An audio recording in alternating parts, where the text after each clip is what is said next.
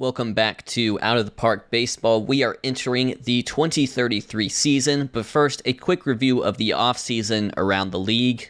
Andrew Painter signed with the Diamondbacks. His contract looks like this.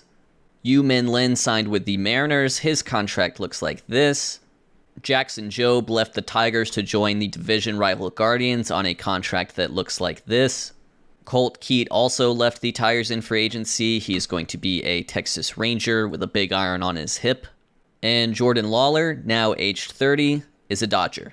The Cubs and Astros had an interesting trade. The Cubs received Pat Frater, who finished runner-up in AL Rookie of the Year last year, to our own Chris Greer. They received this pitcher and catcher in return. Nacho Alvarez, who's been pretty good throughout this save, is going to be a Colorado Rocky. Esteban Miraz, meanwhile, will join the Braves on the last year of his deal. And power hitter Xavier Isaac will leave the Rays to join the Giants on the last year of his deal.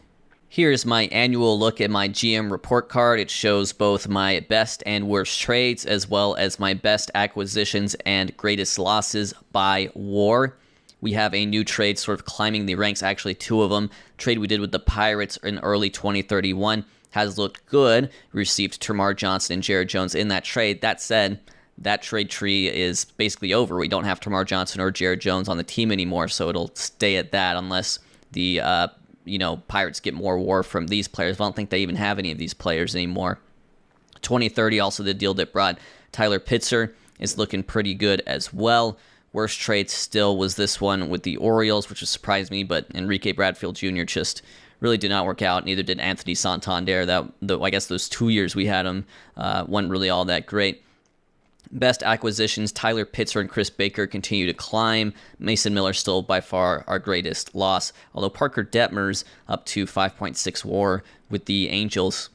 We will have a full prospect check-in later on in the season, but I do want to just preview that David Morrell and Shojiro Nakamura, who are now, I'd say, our two best international prospects, at least recent signings. They will be making their professional debuts this year. I think Nakamura, ratings-wise, is totally ready. He's also recently ranked as the number 100 prospect in the game. We also have former great, international prospect Juan Bustillos. I guess still great. I mean, he's 15th ranked, 3.5 star potential, but he's old hat. He's 21 years old. He'll be making his debut in full season ball, that is this year. Well, in Arizona, we'll also be keeping an eye on, I think, Ben Cowan and Sincere Cabbage Stalk, of course, because those two look like they could be good. I'd like to have, good seasons from them. DeBona, the ratings have come down. He's a former first rounder for us. And then Chris Rangel, the ratings have come down for us. Same thing as well, though I do think Rangel, with some of the pitching injuries, could definitely factor if he develops a little bit more. We need more development. Sergio Treviso's a guy who's interesting. He's come along, 2028 second rounder. He honestly has the skills to probably be a starting outfielder in the league. So for me, it's tough. He could be like a great fourth outfielder, or he could, stay in AAA. I don't know exactly what to do with him, but Okoro and Sochi and Baker is our outfield. So one potential, would be just like moving Cuvée to third and Greer to first, and then having like Okoro DH and having Treviso play the outfield, something like that. That'd be a more, offensive look at our lineup. But yeah, we've got some of these guys in AAA, including Liddell Hungo, who we'll have a little more on later. Here are your minor league system rankings. We currently rank 10th. We have top 100 prospects in Bustillos, DeBona, Ambriz, and Nakamura. I should talk about Ambriz. He looks great as well. He was in that same IFA class as David Morrell, and that's looking like one of the best IFA classes we've had, if not the best. I think he's going to be really good. Still only 17, though, so it'll be a while before we see him in the big leagues. The game's built-in preseason predictions have us tabbed at 77 wins on the year. You'll recall last year we won 99. I think at the time we were projected probably 83 or 84. Pitching at things could be an issue. 838 projected runs against. I'm a little bit surprised by that, but it's true we have had some pitching injuries, and that may very well make or break our season. Chris Greer projected as one of the top hitters in the American League. He had an amazing year last year. We don't have anyone among the top pitchers, although I would certainly argue for Tyler Pitzer any day of the week. This guy, Chester Girton, how about this guy on the Angels? Looking like a monster. Only 21 years of age. Look at these ratings. My goodness, Angels. You guys are lucky. Marlins projected best team in the National League. I've talked about the Marlins before. They have so much young talent. It's kind of insane. How is it that when the season is starting in 2033, Yuri Perez will still only be 29? We've got opening day coming up next. We'll be playing at Boston against Garrett Crochet, their ace, but I have a move. To make. Josh Van Noy, who I had pegged as the opening day shortstop, he does have a day-to-day injury that his influence is throwing moderate, and honestly, I think I could just send him down to AAA. I don't think he's the guy for me right now. My guy is going to be Liddell Hungo. I will call him up from AAA. He will make his big league debut on opening day. So here are your new opening day lineups. It'll be Pitzer versus Crochet at Fenway. We'll also have to watch out for Samuel Basayo, their star catcher. Last time I played one of these, we were losing the World Series. Hopefully this goes better. Dave Sochi, our leadoff hitter, new leadoff hitter I should add, has a single to right to start the season. Next up will be Chris Baker. Chris Baker over to the right side. Wow, an amazing diving play by Rafael, I believe, their second baseman, but the throw goes to the outfield, and everyone is safe, so it's runners on first and second for Chris Greer early in this one. And Greer will draw a walk, so good start to the year. We've got bases loaded, no outs, have to capitalize with Cuvée. And Cuvée will strike out looking. That's one away. Next up is going to be Jeremy Okoro. And Okoro's going to walk, and that'll be the first run of the season. 1-0 your score. Mark Cox up next. He's going to swing first pitch and send one to the outfield, and it will get down. The question is, will it score 1 or 2? And it will score 2. 3-0 now your lead. Jared Forrest up next, our catcher. Forrest has a single up the middle, it appears. Can that drive in another run, potentially? Okoro is going home, but the throw is off target. And that allows both the runners to go from second to third, but also the run to score. So we've got a real rally going here. Only one out so far for Crochet. Ethan Holiday will bat next, and he will strike out. Liddell Hungo, now his first at bat. He's got a couple runners in scoring position, but it's a tough matchup with Crochet lefty-lefty. And Hungo hits one to left. Will it bounce off the monster? Will it be caught? It will not be caught, or excuse me, it will be caught. It will not bounce off the monster, but the score is 4-0. So scoring threat here for Oswald Peraza, interestingly enough, playing shortstop for Boston. And Peraza hammers one to center field. Oh, but Baker is there. I thought that was gone. I definitely thought that was gone off the bat, but through two, the score is 4-0. Okoro with a chance to go first to third, but he'll stop at second. So it'll be 2 runners on for Forrest, who strikes out looking. So with 2 outs here in the top of the third, it'll be Ethan Holiday. And Holiday hits one up the middle, and it will get through. The question is, can Okoro score? And he will. So it'll be runners on first and second here for Hungo. 5-0 is now your score. And Hungo swinging first pitch. Oh, he's hit a couple balls hard so far, but that'll end the inning. 5-0 your score. Miguel Blaze up next. Blaze hits one to right, but Sochi is there. 2 away. And then it's going to be Basayo. He is dangerous, and he will hit one to the gap. Yeah, honestly, Pitzer has not looked that great so far in this game. And we're just hoping to maybe get him through 5 at this point. But yeah, Boston will score 2 off of that triple. Brock Wilken is up next. And he will strike out swinging through 3, 5-2 your score. 5 walks issued today by Crochet. And Mark Cox is up next. And Mark Cox hits one to the left side. Big day for Mark Cox at the plate. That is already his 3rd hit of the day. And everyone is coming around. Okoro will actually stop at third, but it'll be a double, and we will score 2. So we've got runners on second and third. Jared Forrest, as they go to the pitching change. Forrest will ground out, but 7-2 your score here in Boston. Bottom of the 6th, Pitzer's day is done. We'll turn it over to R.J. Cope, recently acquired from Baltimore. And it's not a great start for him. Brock Wilken is going to hammer this baseball out of here. So 7-3 is your score. Wilken will get some lefties next. Chase Davis flies out to right. 1 away. Sochi there. Devers up next. And he will strike out. And then it'll be Peraza. Peraza also hits it hard to center. I think that may stay in, though. Yep. Baker will be there. 7-3 your score through 6. Bottom 9, 1 out. We went with Pereira here. No need to use Grantland in a 4-run ball game. That ball is off the end of Cabrera's bat. And Boston is down to their last out. It'll be Rafaela in the top of the order. And the A's get the win on opening day. 7-3 is your final score.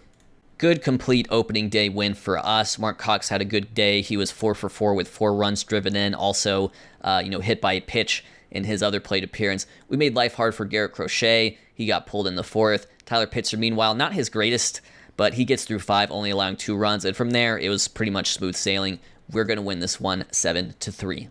Alrighty, folks. April 10th, we have started the season 3-4, and our best hitter, I think that's safe to say, Chris Greer, is injured, diagnosis pending, just signed a big extension this past offseason. Let's cross our fingers. All right, sim another day. Yeah, you saw it there. Chris Greer, severe hip strain. I mean, this has got to be the most severe hip strain of all time. 3 to 4 month injury. 9 games into the season, he's going to miss half the year. Maybe more than half the year.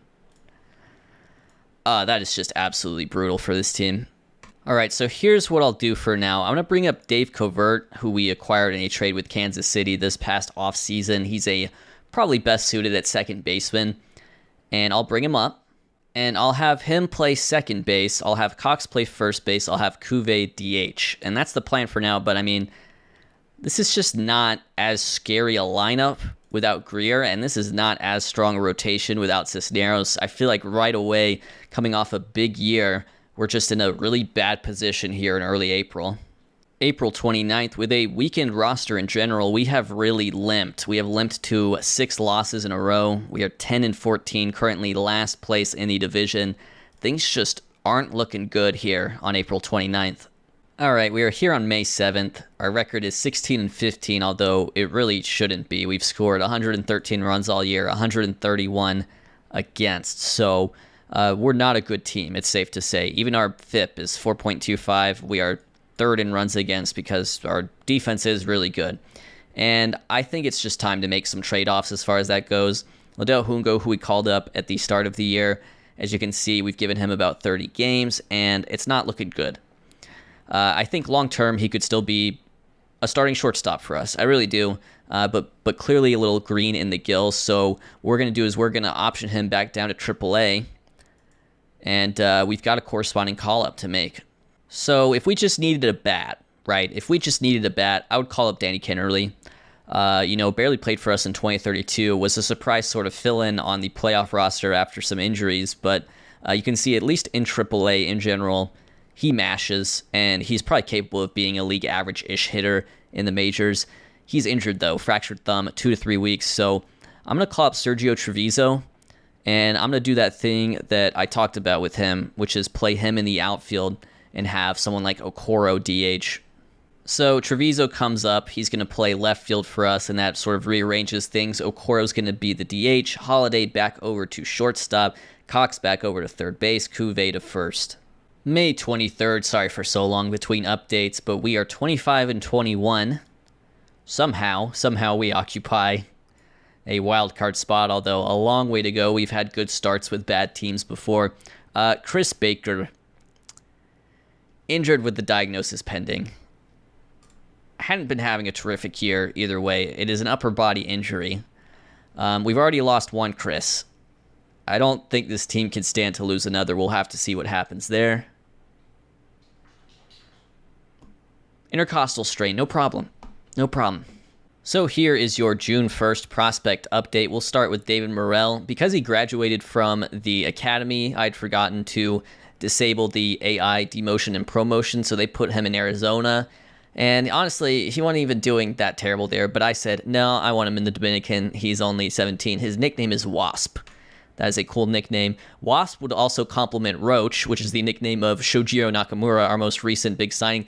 Unfortunately for him, bone marrow edema, a wrist injury, has put him out for now. I think that is, a 4-week injury? Yes.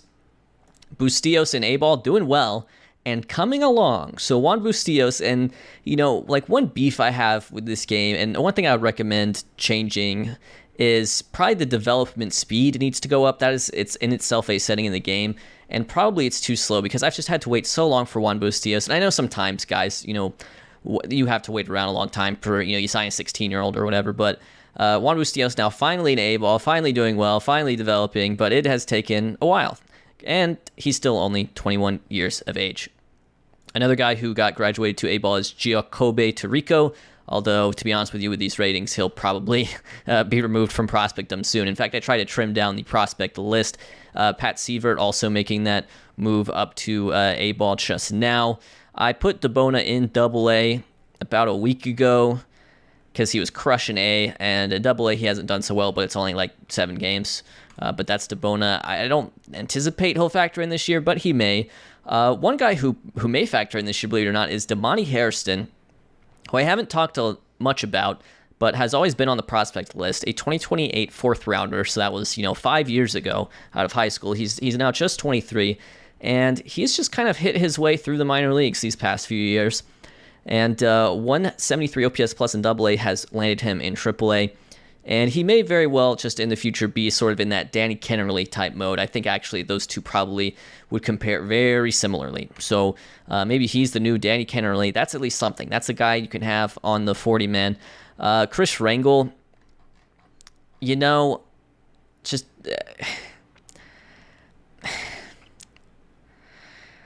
second overall pick, 8 million.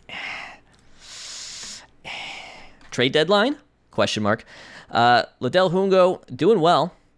I mean, he's only played 20 games in AAA, but this is, I think, and the power has come along. He's now a 60 on the 20 to 80 scale. Okay. So I'm back to being excited about Liddell Hungo. Could see the call up soon. We're still keeping an eye on Treviso. It's a lot of mixing and matching. But yeah, and Josh Van Noy, he's not getting the call up. He's a crazy glove, but he's not getting the call up. Moving into June here, we had a good May. We went 17-10 in May. Our record is now 29-24. And I do want to give some shout-outs. I do want to give a shout-out to Dave Covert, who was just a guy we traded for, and it was like, well, maybe that's one more middle infield option or whatever. He's done really well. We called him up. He's played 40 games. He has 7 homers in those 40 games and a 120 OPS plus. So he's been great so far. And then, obviously, shout-out to Mike Drake. He's not pitching a lot of innings per start, per se, but, I mean, his ratios are absolutely ridiculous. Like, he's on pace for a 6-WAR season. His ERA is below 2. Like, that's insane. Cam Caminiti, who you recall didn't even finish last year in the rotation. We have been reliant on him, and he has also done extremely well. So those are 3 guys sort of overperforming their expectations, at least early on. All right, it is June 15th. We are 35-30. That is 1 game out of the division lead and also occupying the second wildcard spot. I'm going to make a move. I'm going to make a change right here. I think I'm going to send down Treviso, and I'm going to put Okoro back in the outfield, and I'm going to have Hungo play shortstop for a run for us because just glaring into the future here, Chris Greer will be back in 5 weeks. It probably won't be 5 weeks. It'll probably be more like, 7 weeks or 6 weeks after we give him a little rehab because when you miss that many months, it's probably good to give him at least a week of rehab. And from there, we'll have some decisions to make because, Holiday is potentially a guy who could get benched here if Hungo outdoes him, right? Covert has come up and done extremely well for this team, so there would be some pressure in that infield, and I just want to bring up Hungo right now and see what he's got to help inform that decision of what to do when Chris Greer gets back. I mean, if you're going to use options, you might as well just really use options. I'm also going to put in a waiver wire claim for a 38-year-old Tanner Scott, who had pitched well for the Giants this year. And so we'll go ahead and put in a claim on him, hopefully to boost the bullpen a little bit. That claim was successful. I will be sending down Wilson Castillo, who we also claimed off waivers. I'll be sending him down to the minor leagues. I believe he still has options, right? Yeah, he still has 2 option years left. Not doing well this year. I think pretty clearly our worst reliever. And the day after we call up Liddell Hungo, Dave Covert goes out with chronic back soreness. That is a 5-week injury, so we would have had to call him up regardless. Really do hate to see that, though, because he's arguably been our best player since he got called back up. I'm going to call up Kennerly and give him the run in the lineup that he wasn't able to get when he was injured. So, at least for the time being, our lineups will look like this. And our pitching staff currently looks like this. Keep in mind, we have Tanner Scott in the bullpen now. June 25th, and not that long thereafter, Ethan Holiday out with a fractured foot. That is a 2 to 3 week injury. That's just going to sort of muddy the waters a little bit, muddy the decision-making for me because, in just a few weeks' time, we'll have Greer, Covert, and Holiday all coming back, and I won't entirely know what to do. Like this was kind of a tryout time to figure out how to arrange the infield. Now we need another infielder.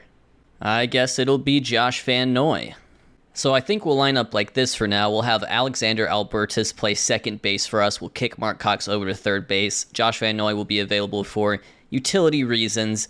And we'll just have to see. We're trying to squeak through this last month or so, and then we'll get to, the trade deadline. We'll get all these guys back. We're just hoping to maintain a good position until then.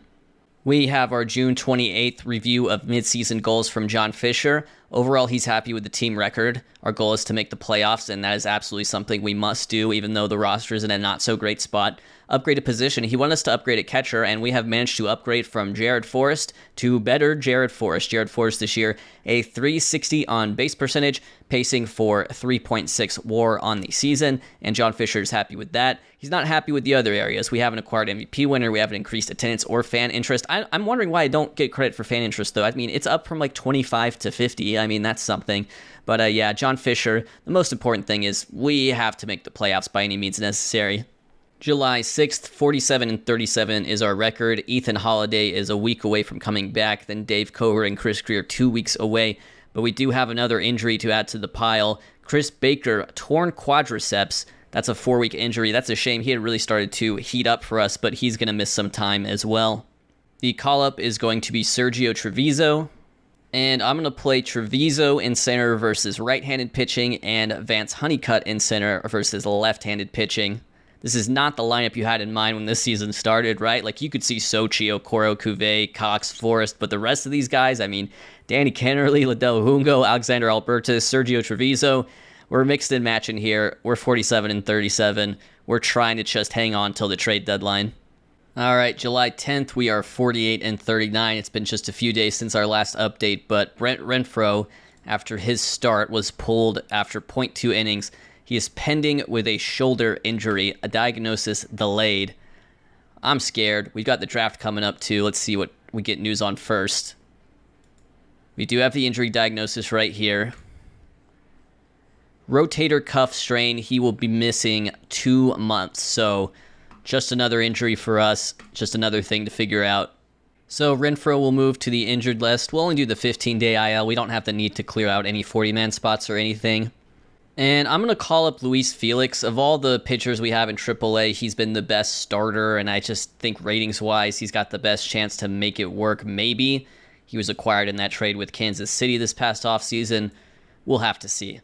July 11th is draft day. We are 48 and 40. We're 4.5 games off of the Astros for the division lead, but we also occupy one of the AL wildcard spots. And what a weird year it's been. A lot of injuries, a lot of, we were coming off a weird offseason anyways, and then we just turned that into a really weird first half of the season.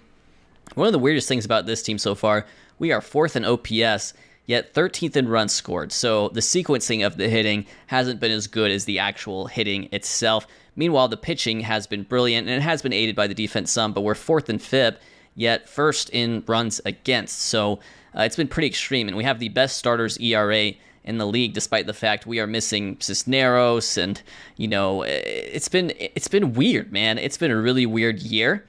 Now it's time to move on with the draft. So it is indeed time for the 2033 draft, and you might think to yourself, yeah, but you're picking so late because you lost in the World Series last year. And it's true, we're picking 33rd, but we're also picking like 42nd, so we have 2 picks in the top 40 or so. And with these slot values and our budgeting, we have the potential to go way above slot if there's a guy available we like. So this could be a key draft for us, given that we have 2 picks that are kind of early-ish and the ability to go above slot. It is our turn to pick. Here's how the draft has gone so far. The Rays picked first and selected high school outfielder Soiger Nelson first overall, and the Orioles responded picking second by selecting Savion Shabazz. a college pitcher. I asked my scouting director who I should pick, and they said Kaimani Fabian, a catcher with big power potential. I can definitely see that, though I wouldn't actually want him playing the catcher position. The bat is good enough to play, first base or wherever else he needs to play. The best player available by just star rating potential is Omari Casimir, who is also a high school catcher, and he also has some ability as a two-way player, but he does run into some of the same problems with, I wouldn't really want him to play catcher, and I guess I'd have him playing first base. And, I don't do too much with two-way players in this game. It seems like something that would be kind of hard to develop. So, I'm not really drawn to him. Like, maybe I could pick him with the comp pick. And so then I start to look at, who are the good above slot guys? And it's high school pitchers. It's this guy, Jesus Cairez, or I don't even know how to say that last name. It's Mike Medina. It is Quadir Marzette. They all look pretty good, but to be honest, the guy I like best out of the pool of high school arms is not an above slot guy. He's a guy with normal demand and normal signability, and that is Rayto Hill. So, the 70 home run allowed potential, even if that falls down to a 60, that's a very good pitcher. I like the 4-pitch mix. I think I'm going to go with Rayto Hill. I just think he's the best player available. And, we're going to draft him and see who's available for the comp pick. So it's time for our comp pick, and I thought maybe the scouting director would suggest drafting Fabian, because I think that's who they suggested last time. And I do like Fabian.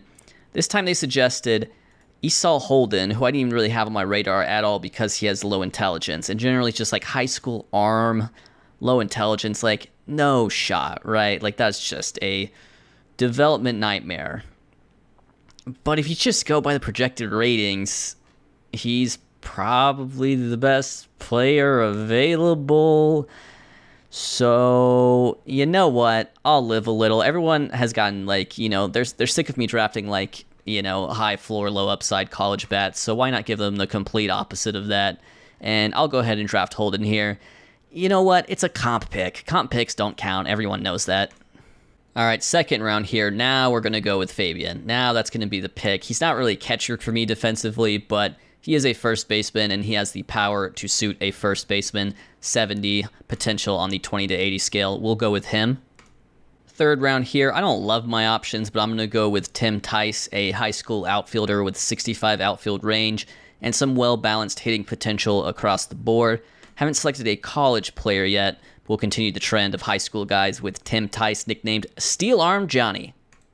I will continue the center field trend by selecting Ian Kammeyer, this time a collegiate player out of the University of Miami. Good gap power potential, especially. Good speed, good outfield range, some good personality traits as well. We'll go with him. And then finally, we'll wrap up the fifth with a college arm by the name of Jabare Asare. I'd have to assume that rhymes. But yeah, out of Campbell University, a lefty, good control, particular. I'll go for him here in the fifth.